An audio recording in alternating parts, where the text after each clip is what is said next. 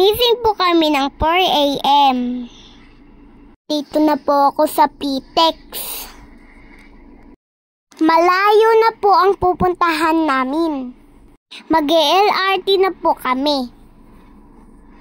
Para di po kami matraffic.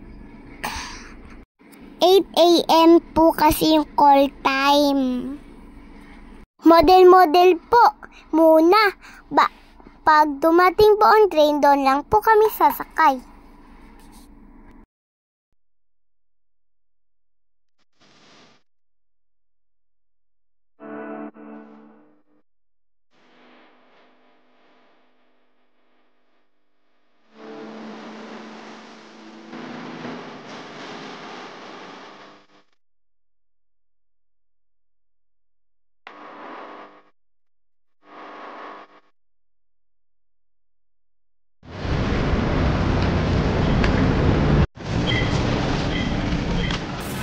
Si Kuya.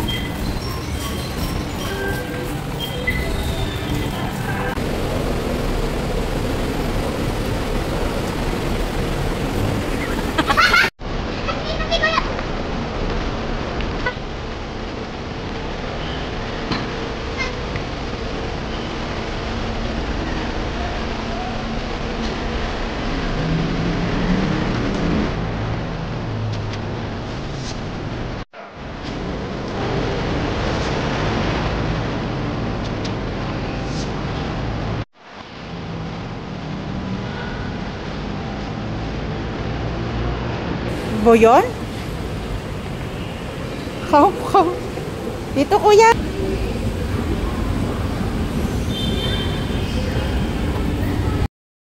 Nandito na po kami sa Metro East. Siya po si Kuya AC. Nagpunta po talaga siya. Para po panoodin po ko sa mall show. Solid fan ko po yan si Kuya AC. Dumating po pala si Gab, kinulat po ko eh. Tsaka po miss ko na po si Gabi. Close friend ko po siya. Ayan po, naglalakad po kami, ayan o. Lakad po kami sa likod. Papasok na po kami sa loob ng mall po. Mag-start na po kasi yung rehearsal. Kaya po, binibilisan po namin, baka malit din po kami kasi. Picture muna po kasi na lang po talaga ako nakasama yung friends ko po. Kaya picture muna po. Si Gab po, friends ko po kasi po, nang start po kami sa barangay, kalalanay nga po ako agad, kaya ayun po. Tapos picture muna po dyan sa iced tea, parang pong iced tea, coco ice cream. Ulis muna po kami. Okay na po, tapos na po yung picture. Pupunta na po kami sa stage. Mag-i-start na po kasi yung rehearsal. Ako po yun. Ayan po, mag-i-start na po kami. Tapos, buti nga po, medyo suolo ko yung golden. Pero po, ang lakas ng kanta ko doon sa mic, ha po.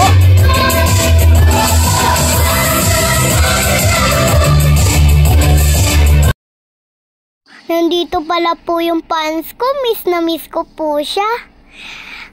Sinurprise po nila ako. Siya po si Tita Tim.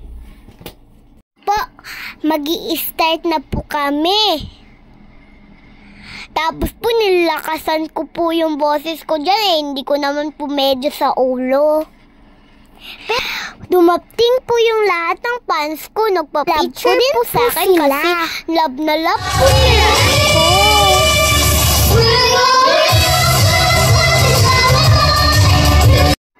May mga dumating na po na fans ko. Ayan o.